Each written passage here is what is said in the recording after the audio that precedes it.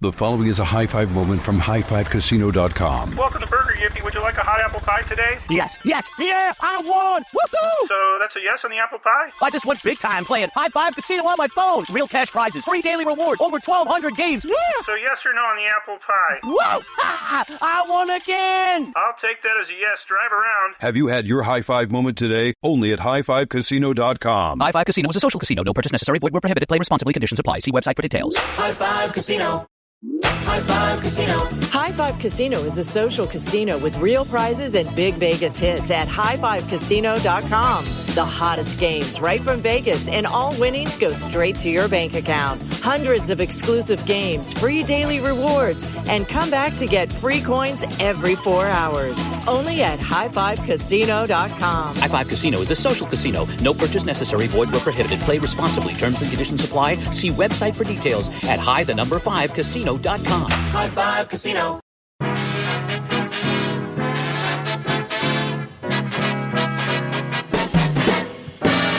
Welcome back, theatre fans, to a very special Theatre Thoughts podcast. On today's podcast, we have the absolute honour of sitting down with Leanne Cope, who is currently in rehearsals for the Australian premiere of An American in Paris. Leanne Cope is a British Tony and Grammy-nominated dancer and actor, and originated the role of Lise Desan in the Broadway and West End productions of An American in Paris. We sat down with Leanne to discuss her career, her past involvement in the show itself, as well as what theatre fans should be expecting from this new national tour, which starts in Brisbane in January. So sit back, relax, switch on those thoughts, and please enjoy this very special Theatre Thoughts podcast.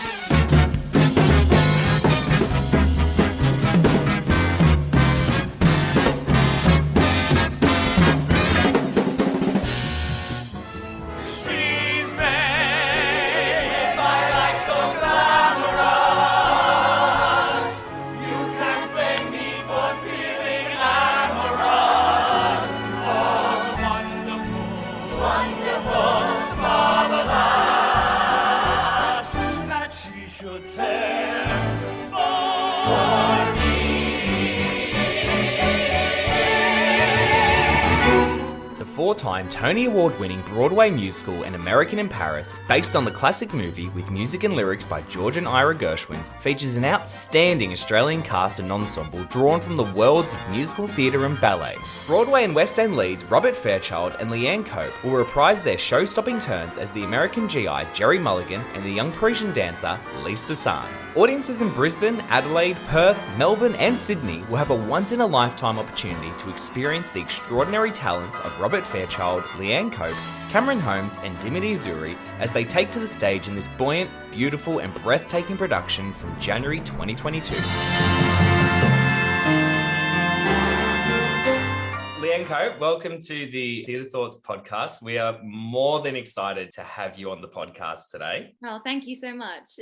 You're in Melbourne rehearsing for An American in Paris. Yeah, we do Brisbane, Adelaide, Perth, back to Melbourne, then Sydney. We finish in Sydney. Lovely. They get the lucky ones first up in Brisbane.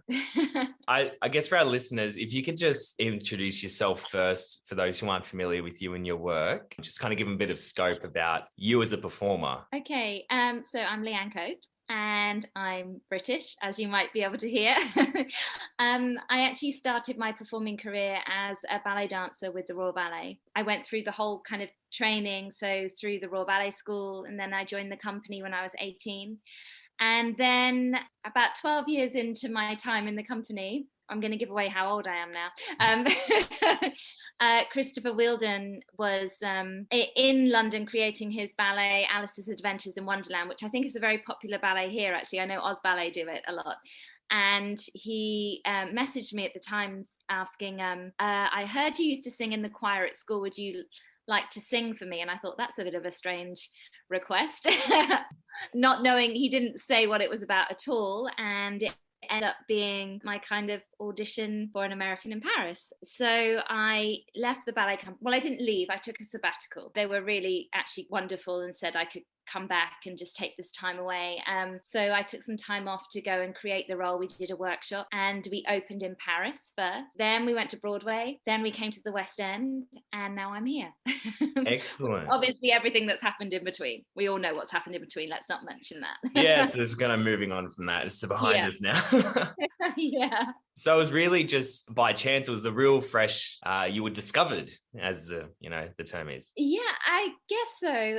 It's strange because I was thinking about it. Theatre, musical theatre, has always been kind of my first love. I love ballet. Don't get me wrong. But musical theatre was my introduction to theatre. I went to see Joseph and the Amazing Technicolor Dreamcoat with Jason Donovan. Oh wow! Very I popular. remember a trip up to London with my mum and dad and my brother and my godparents. That was my first experience of a musical, and apparently I was absolutely gripped. I was literally on the edge of my seat, whereas my brother was asleep under the chair. Yeah. Yeah, musical theatre probably is my first love. I remember when I lived in the UK, Joseph is a very different musical, I think, over there. It's it seems to be that it's one of the most popular musicals, I think, and anyone who does musical theatre has some sort of connection to Joseph in some form. Absolutely. And I find that fascinating, personally. So you're bringing An American in Paris to Australia. You originated the role of Lise Desan on Broadway and then took it to the West End, and now you're originating Lise here again. Uh-huh. Could you just kind of give us a bit of an idea on who Lise is in the kind of aspect and context of the show itself? Well, I guess she's kind of the leading lady. And what I love about Lise is you kind of start the show as a kind of young woman she's Jewish. The show is set at the liberation of Paris. So we all know how the Jewish people were treated during the Second World War. And she's been in hiding for the whole of the war.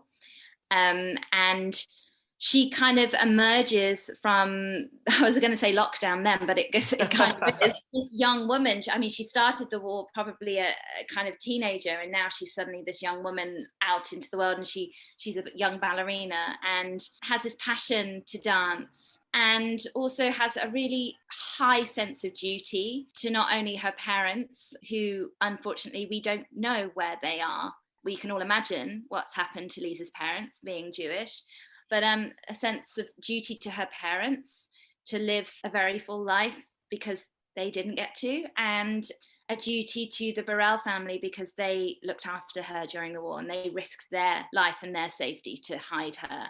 So this very big sense of duty and that having to do everything on behalf of other people. But in the end, she makes a decision to do something for herself, which is to end up with the man that she truly loves. So I think that's a really wonderful journey for her throughout the show. And all the characters go on this fantastic journey throughout the show, discovering new things about themselves. So yeah, it's got a lot of hidden depths, this show, and every time I get to do it again and I rediscover in rehearsals, I find more and more each time. It must be just like an exploration of the character. I was watching a YouTube video on you talking about the character on Broadway. And your discussion about like the background of Lise was fascinating to see how much you can actually go into a character just kind of beyond, I guess, the surface level of who they are. And American in Paris has been transferred from film now to stage, written by George and Ira Gershwin. And it's this beautiful amalgamation of classical jazz, symphonic jazz, but with Broadway sort of styles to it. So how does it kind of translate? How do you believe the context of the film translates from film to stage? Do you think it kind of changes and adapts in any way that makes you appreciate it more? I think the fact that the show is set, like I said before, at the liberation of Paris, whereas the movie is set kind of the beginning of the 50s. So Paris is a very different place then. So the film is very much MGM, Technicolor, isn't everything wonderful? Wasn't it a wonderful war? The war's not even really mentioned, apart from the fact that Jerry is a GI that stayed on the GI Bill to stay in Paris to learn his craft of being an artist. Other than that, the war is not mentioned. Whereas because we've taken it right to that point of liberation, the stakes are so much higher for everyone. So it essentially is the same as the movie, as in the characters, but the stakes are just a lot higher for each of them and what they've been through and what they're bringing to the table when they all meet. This kind of amalgamation of these characters at this moment in time and their journeys to getting over what is. High Five Casino. High Five Casino is a social casino with real prizes and big Vegas hits at highfivecasino.com. The hottest games right from Vegas, and all winnings go straight to your bank account. Hundreds of exclusive games, free daily rewards, and come back to get free coins every 4 hours. Only at highfivecasino.com. High Five Casino is a social casino. No purchase necessary. Void where prohibited. Play responsibly. Terms and conditions apply. See website for details at high5casino.com. High Five Casino.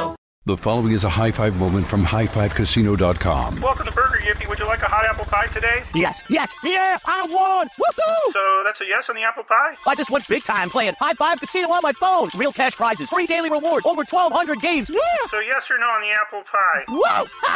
I won again! I'll take that as a yes. Drive around. Have you had your high five moment today? Only at highfivecasino.com. High Five Casino is a social casino. No purchase necessary. Void where prohibited. Play responsibly. Conditions apply. See website for details. High Five Casino. Just happened to them. Yeah, so it would be, I guess it's the surrounding of the show is quite heavy subject matter, but the musical stylings and the choreography is so gorgeous with the ballet. Like I was watching clips from the show, and I watched the recording that you did for the Show Must Go On recording, and I was honestly mesmerized. Like I'm not a massive ballet person. I've always wanted to go to a full-on ballet show, and I think this show is a perfect middle ground to meet for people who love the ballet, but people who love musical theatre, and it kind of meets right in the middle. Would you kind of agree with that? Absolutely. I remember when we were first doing a lot of press for the show, and they said to myself and Robbie, don't mention ballet, because they were so scared that people would be scared of right, it. okay. Not come to the show. So, but then when people came to watch and they actually realised this kind of the joy of it, and this kind of, it's the 11 o'clock number, it's the big number, and it is impressive and it is emotional, and I think people are like, oh, okay, ballet's not as untouchable as I thought it was, and then maybe they'll go buy a ticket for the ballet. And I think it works vice versa. People who only ever go and watch ballet are suddenly like, oh, okay, Robbie Fairchild, principal from the New York City Ballet, let's go and see a musical. And it's going to be exactly the same here. We're doing this in conjunction with the Australian Ballet. So we have Dimity and Cameron from the Australian Ballet, both principal dancers, and that kind of transference between the two worlds is just really, really exciting. So as a trained ballet dancer coming into a musical theatre context, what sort of training and rituals do you sort of bring into before you start a show? Is there anything that you particularly do each time? Yeah, I will always do my ballet warm-up. So ballet, generally before a show, it will just be a bar, maybe a little bit of Pilates. You just need to get your body warm. But then I've had to learn how to get myself ready vocally, because that was just never something I would have done when I got ready for a ballet. So my warm-up is now twice as long as it used to be, because I have to do vocal warm-ups too. And to just kind of get yourself in that headspace of being Lise. I mean, generally, as soon as I put that wig on and the costume, I just kind of transform into her. Yeah, the warm-up's a lot more, a ballet warm-up's very physical, but obviously, and the vocal warm-up, but the more mental and emotional warm-up that you have to do for a show, for a musical, is very, very different than what I would have done for a ballet. And I guess unless you're playing Juliet or something which is a very dramatic role. But it is quite different. But ballet class, ballet bar always, without a doubt. and how many? I'm gonna embarrass myself here. I don't actually know the names of the shoes, but Point shoes. Point shoes. Thank you. Yeah. The only term I know is on point, because it was the only thing that my movement teacher used to say in university was, make sure your toes are on point. I was like, got you. But how many pairs of shoes would you go through a regular sort of week in a show? So you do roughly 7 shows in a week, or a good week, I suppose. I'm quite light on my shoes. I've changed to I actually wear an Australian brand of shoes. Oh, excellent. Just plug it in there. Yep, chuck it in. They're fantastic because they last me a lot longer than the other shoes that I used to wear, which I'm not going to mention because they're still wonderful shoes, but I don't want to diss them. But some ballerinas will go through literally a para-show. Wow. It's a lot of sewing because you have to sew all the ribbons on, the elastics and everything. But I probably go through maybe 2 or 3 pairs a week. Okay. Yeah, Right. where some dancers may do like 7. Right. Wow. Yeah. Okay. Because it's a lot of effort to be on your toes for that long. So it must it obviously takes it out on the shoes. Yeah, I mean, they're holding your whole body weight. And once you start sweating, because they're made mainly out of kind of canvas glue, basically. Oh, right. Fascinating. They're made of wood. They're definitely not made of wood. Oh my God. That would just be a different level if they were. Once you start sweating, that glue and that canvas kind of starts to disintegrate. They get too mushy, and then you can get injured if they're too soft. So that's why you go through so many pairs. Oh, okay. I love learning all new parts of theatre. So that's like really fascinating to me. Yeah.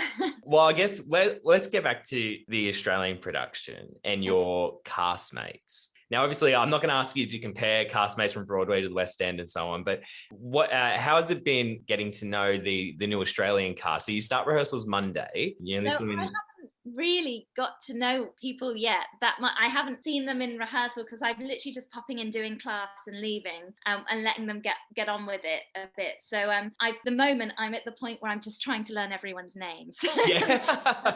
And learning their actual names, not their characters' names. Yeah. But everyone's been so friendly. It's been lovely to meet everyone finally, because they've been going now. This is their 3rd week of rehearsal. Right, so they're well into it. They're really into it. So Robbie and I only start on Monday, so we kind of only have 10 days before we head off to Brisbane, because they kind of think, oh, they know what they're doing. They've done this before. And I'm like, it was a while ago. But so they've been rehearsing for 2 weeks already. Okay. And apparently they did a run of Act 1 on after the end of the first week, which is insane. If anyone who has seen this show will know, it's not a scene change as in blackout, fly something in, lights up. The dances, the scenery moves, the scenery dances. For those who aren't familiar with Gershwin's work, what would you kind of say to them to kind of wrap their heads around what they're coming to hear and see? Yeah, so the Gershwins are quite remarkable, really. Ira wrote most of the lyrics and George did composed the music. So not only are George and Ira famous for writing, your songbook of I've Got Rhythms, wonderful, but George famously has written, Porgy and Bess, which, is an incredible opera, but George also lived in Paris for a while and wrote An American in Paris, the ballet at the end of this of the show. He famously wrote that in Paris and was inspired by the city itself and how it came to life. And you can actually hear, there's a moment, there's like taxi horns, and apparently he picked up this taxi horn in a flea market type thing in Paris, and he had that in the original score, and this taxi horn apparently still exists in the Gershwin family. Oh, right. And it in a similar way that George Gershwin wrote Rhapsody in Blue as a kind of dedication to New York. Okay. And American in Paris is a dedication to Paris. You're getting a bit of everything, really. There's something for everyone in there. Beautiful. I think that's probably what makes this, a smash hit, or what made it a smash hit on Broadway in the West End. I think it works it would work really well as just a kind of concert piece, really, because there is so much music. And even there's a moment in Act 2 where there's now I'm going to forget the song, but a very famous Gershwin song, but it's not being sung, it's just being used as background music. Right. Oh, okay. And they had, when Christopher Wheeldon got the rights to make this show, the Gershwins allowed him to use anything he wanted. Wow. It was apparently unheard of. Okay. They said, right, you can have anything you want. So they literally just picked bits here and here and we can just literally have 8 bars of this or 12 bars of this. And they kind of put it together. It's fascinating, actually. They've done an incredible job. And because the Gershwin estate there's the Ira estate and there's the George estate, and they don't always eye to eye. But on this project they did, and they were like, you can have it all. You can have what you want. And I think that's what makes it so special musically. Wow. Okay. What do you see is next for you? So you got American in Paris here, doing the tour in Australia, And then what? What would your dream role be next? Where would you want to go? It's so difficult, isn't it? Because there's so many wonderful shows out there. I would love to kind of put a pair of tap shoes on. I love tap. Anytime in a musical where a tap number comes in, I'm sold. I'm not a tap dancer by any means, but I love the kind of thrill of learning a new skill. As you can tell, like having not spoken or sang on stage, like, yeah, sure, I'll go to a Broadway show.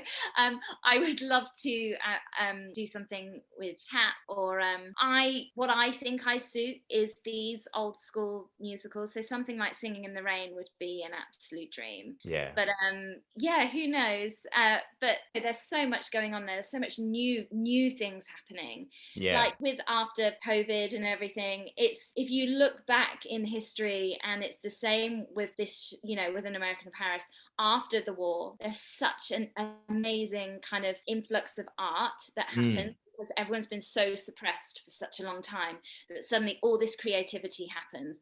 And I have a feeling that that's what's going to happen now. I totally agree. Everyone's been so suppressed for such a long time. And yeah, okay, people have been creative on Zoom, online, Instagram, whatever. But to then be allowed to suddenly all be together and be creative together again, I think there's going to be a huge amount of creativity going on. And I think theatre's going to be absolutely booming in this time next year. Thank you so much for coming on. I'm so excited for you, and I'm so excited to see it actually myself and just experience something entirely new. Where will you be coming to see it? Sydney. I'll be in Sydney. Okay, yes. So, well, we'll be well into it by then, so the show will be slick.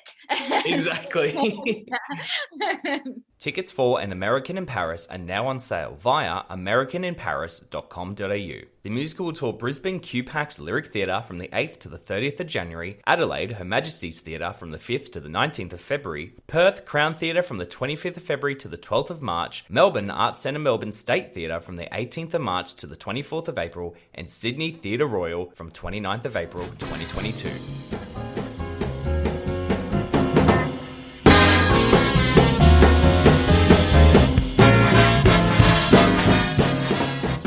Well, that's all the time we have left here on the Theatre Thoughts podcast. Don't forget to follow us on our socials at Theatre Thoughts Oz. That's Theatre Thoughts AUS. And be sure to leave us a rating or a review wherever you listen to your podcasts. Until next time, stay safe, keep those thoughts rolling, and we'll see you next time here on the Theatre Thoughts podcast.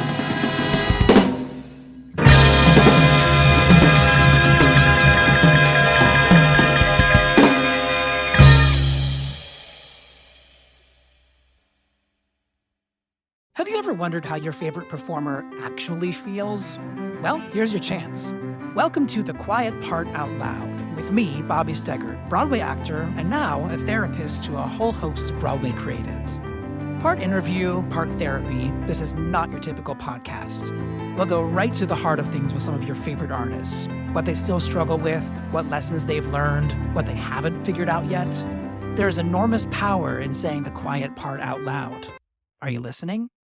High Five Casino. High Five Casino is a social casino with real prizes and big Vegas hits at highfivecasino.com. The hottest games right from Vegas, and all winnings go straight to your bank account. Hundreds of exclusive games, free daily rewards, and come back to get free coins every 4 hours. Only at highfivecasino.com. High Five Casino is a social casino. No purchase necessary. Void where prohibited. Play responsibly. Terms and conditions apply. See website for details at high5casino.com. High Five Casino.